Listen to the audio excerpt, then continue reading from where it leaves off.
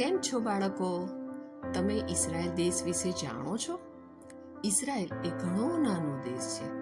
જો આપણે દુનિયાના નકશામાં જોઈએ તો આપણને ખબર પડે આ ઇઝરાયલ દેશમાં એક નાનકડું ગામ હતું જેનું નામ બેથલેહેમ હતું.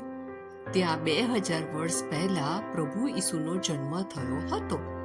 પ્રભુ ઈસુ તો ઈશ્વર છે, તો તેમણે પૃથ્વી પર જન્મ લઈને કેમ આવવું પડ્યું? કારણ કે માણસે ઈશ્વર સાથેની દોસ્તી છોડી પોતાની રીતે મન ફાવે તેમ પાપમાં જીવન જીવવા લાગ્યો.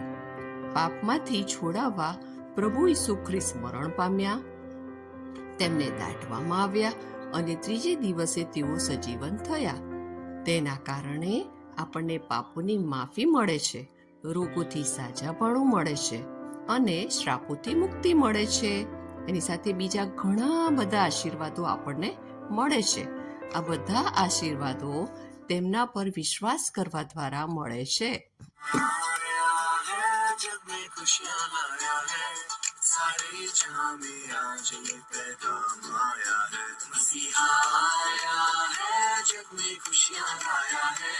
सारे जहां में आज ये पैगाम आया है, मसीहा आया है.